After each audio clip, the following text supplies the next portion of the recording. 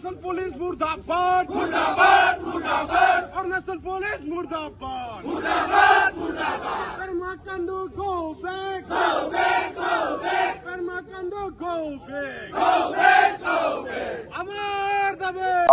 এতিয়ালৈকে আমাক কেন্দ্ৰীয় সমিতিয়ে এনেধৰণৰ কোনো নিৰ্দেশনা দিয়া নাই। জাষ্ট আমাক এটা ইনফৰ্মেশ্যন কৰিছে যে আলোচনাৰ মাধ্যমলৈ মাতিছে বুলি এটা আমি গম পাইছোঁ। আৰু আলোচনাৰ মাধ্যমত যে আলোচনাৰ মাধ্যম সফল হ'লেহে আমাৰ পথ অৱৰোধ কাৰ্যসূচী বা অৰ্থনৈতিক অৱৰোধ কাৰ্যসূচী আমাৰ সমাপ্ত হ'ব। আৰু ২ নম্বৰ কথা হৈছে আমি কোনো অৰুণাচল থকা কোনো ভাই বন্ধুহঁতৰ সৈতে আমাৰ কোনো শত্ৰুতা নাই।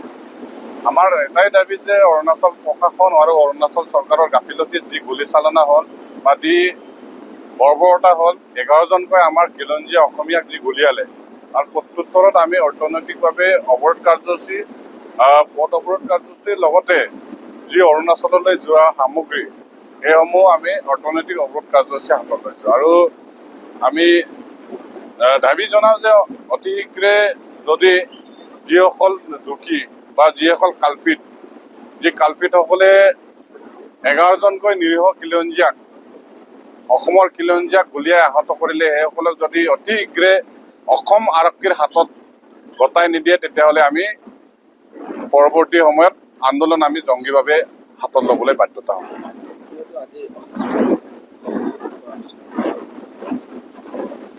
আমি অসম চৰকাৰৰ লগত আলোচনাত অসম চৰকাৰ আৰু অৰুণাচল চৰকাৰ মাননীয় মুখ্যমন্ত্ৰীসকলক আহ্বান জনাওঁ যে এই সীমা বিবাদক লৈ আমি নিৰীহ আমি খিলঞ্জীয়াসকলে কিমান আৰু অত্যাচাৰৰ সন্মুখীন হ'ম। আপোনালোকে এই সমস্যাটোক দীৰ্ঘমীয়া সমস্যা হিচাপে কিয় ইমান দিনে ধৰি ৰাখিছে? আপোনালোকৰ খিলঞ্জীয়াৰ প্ৰতি মৰম নাই নেকি? আপোনালোকে অসমৰ জনসাধাৰণ বা সীমান্তৱৰ্তী অৰুণাচলৰ জনসাধাৰণৰ প্ৰতি দায় দায়িত্ব নাই নেকি? কেন্দ্ৰত বিজেপি চৰকাৰ, ৰাজ্যত বিজেপি চৰকাৰ। গতিকে এই সমস্যাটো ইমান দিনে টানি ৰখাটো, ইমান দিনে দীঘলীয়াকৈ ৰখাটো আমাৰ কাৰণে অতি দুখজনক। আৰু আমি এই পৰিস্থিতি আজিৰ মিংমাঙৰ যি সংঘটিত হ'ল ঘটনা, নামচাইৰ যি ঘটনা সংঘটিত হ'ল, ডিমত যি ঘটনা সংঘটিত হ'ল, তাৰ পৰা আমি খিলঞ্জীয়াসকলে আজি সুৰক্ষিত নহয় সীমা সমস্যাক লৈ। গতিকে এই সীমা সমস্যাক অতি শীঘ্ৰে সমাধান কৰি দিব লাগে। আৰু এই সীমা সমস্যা যেতিয়ালৈ থাকিব এনেধৰণৰ ঘটনা ঘটিয়ে থাকিব। এতিয়ালৈকে কৰায়ত্ব কৰিব পৰা নাই। অতি দুখজনক। যি 11জনকৈ নিৰীহক সন্ত্ৰাসবাদীৰ দৰে পশু পক্ষীৰ দৰে গুলীয়ালে, এইসকল ব্যক্তিক বা এইসকল আৰক্ষী প্ৰশাসনক আজিলৈকে অৰুণাচল চৰকাৰে যে আটক কৰা নাই, তাৰ পৰা আমি কি বুজিব পাৰোঁ? তাৰ পৰা আমি এটাই বুজিব পাৰোঁ যে হয়তো অৰুণাচল চৰকাৰৰ তাতে হাত আছে বা অৰুণাচল চৰকাৰৰ নিৰ্দেশমৰ্মে এই ঘটনাটো সংঘটিত হৈছে। নহ'লেতো আৰক্ষী প্ৰশাসনক কোনে গুলী যোগান ধৰে? চৰকাৰে যোগান ধৰিব। গতিকে ইয়াৰ উচিত তদন্ত হ'ব লাগে আৰু দোষীক কঠোৰতম কঠোৰ শাস্তি প্ৰদান কৰিব লাগে। ইয়াতে এটা কথা জনাওঁ যে আৰক্ষীৰ উচ্চপদস্থ বিষয়া এজন জড়িত হৈ আছে।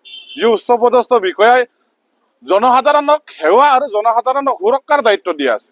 এই জনসাধাৰণক সুৰক্ষা দিয়াৰ দায়িত্বত থকা ব্যক্তিগৰাকীয়ে বা আৰক্ষী বিষয়াগৰাকীয়ে য'ত সন্ত্ৰাসবাদীক গুলীওৱাৰ দৰে 11জনকৈ আমাৰ নিৰীহক গুলীয়ালে, অতি দুখজনক আৰু গৰিহণাৰ যোগ্য। তাৰ পৰিপ্ৰেক্ষিতত আজি আমি দ্বিতীয় দিনাও দিনে ৰাতি আমাৰ জাতীয় সংগঠনৰ নেতৃত্বসকলে ইয়াতে পহৰা দি আছে আৰু আমি অৰ্থনৈতিক অৱৰোধ কাৰ্যসূচী আমি চলাই আছোঁ। কিমান যান বাহন আবদ্ধ হৈ আছে? আপোনালোকে নিশ্চয় পৰিলক্ষিত হৈ আছে শ শ যান বাহন।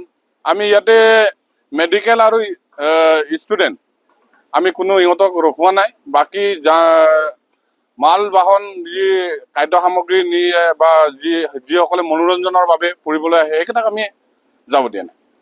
যিকোনো খবৰৰ বাবে যোগাযোগ কৰক 9181307221 আমাৰ এই নম্বৰত।